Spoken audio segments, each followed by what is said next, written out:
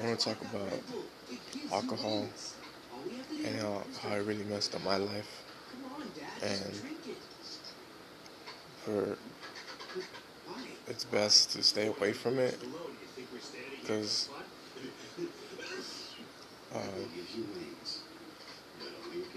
the taste is good and and you feel good just drinking. You know, we want a cold one, right, guys? We want a chilla. We want to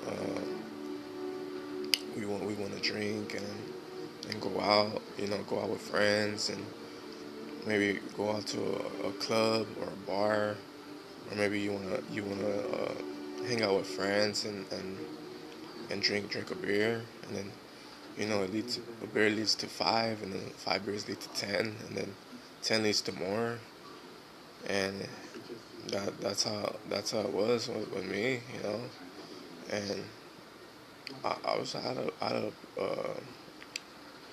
an alcohol addiction. I love drinking, you know.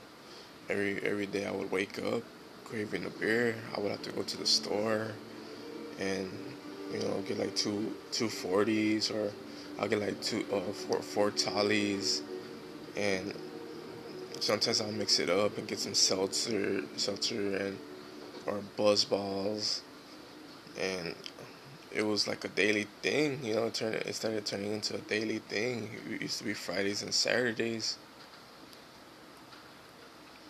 but now it started being every 5 days a week thing, just drinking. And I want to talk about how alcohol it made me, you know. It made me very aggressive, you know, and just angry at life. And I would work too, you know. So every time I would get my check, I was already ready to go get some beers and watch the game, you know, like NFL or basketball with my girl, which is my ex now, but I will do that, and then we'll get like Little Caesars, and we'll get food and junk food. Then I'll start overeating. So it started becoming like a routine now. So I'll go to work, get beers, and get food, and we'll drink, and we'll just keep doing that, and it kept you know it just got worse, you know. So I started drinking more, and then we'll go out sometimes, but most of the times we'll stay in and watch movies. What movie you want to watch, babe? You know, we'll watch scary movies, you know, some action movies, funny movies, and it started being a routine where we'll just be lazy and then just stay inside and not really be like active. And this was a time when I was lukewarm.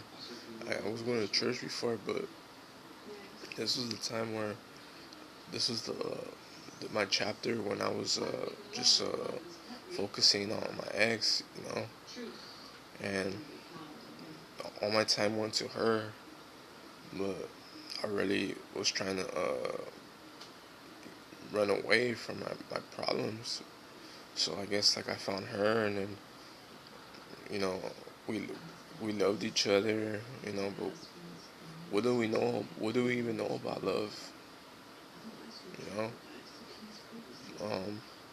but it kept getting worse. Then we started getting into fights. You know, we started getting into fights, and you know, I started wanting to go with my friends and go drink with them, and then she started getting jealous, and she would have bad thoughts about me, thinking I'll be doing stuff, and I was, you know, just going out there, just with my friends, just doing bad bad things, you know, just drinking alcohol and doing things that were not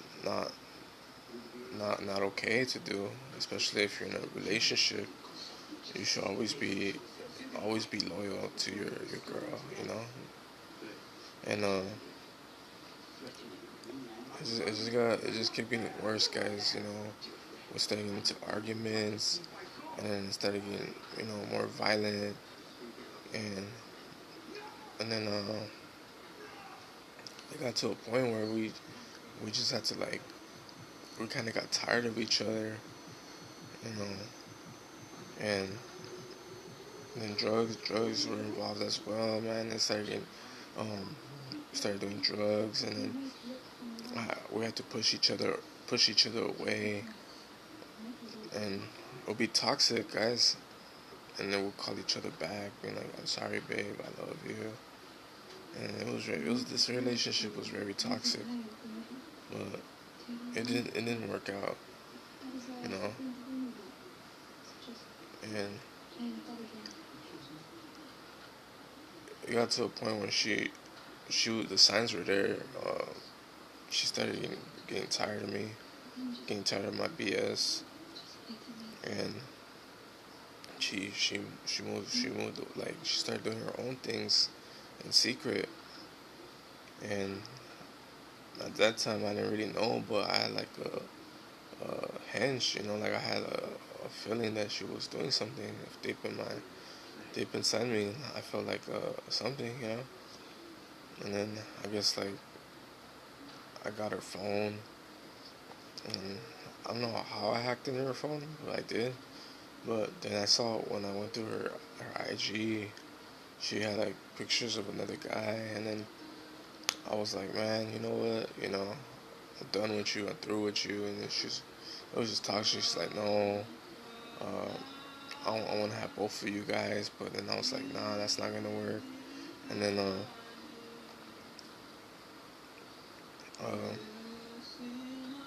you know, I guess I got kicked out, you know, got kicked out in her mom's house, and then you know, I was like, you know, I'm just gonna leave, you know, I don't care, you know, my stuff is right there. Or, you know, if it wants to be right there, then let it be. And, yeah, and then I guess we didn't talk to each other for a while. It's been like months, and she just like kind of moved on, and I was feeling it, I was her, and, you know, just being sad and telling her, I'm sorry, you know, give me another chance. But, you know, chances after chances, man, you know, you, people get tired, and she got tired of me, and she just, you know, and yeah, man, like she she's then I guess I started doing my own thing for a while. Uh, I was sad, you know.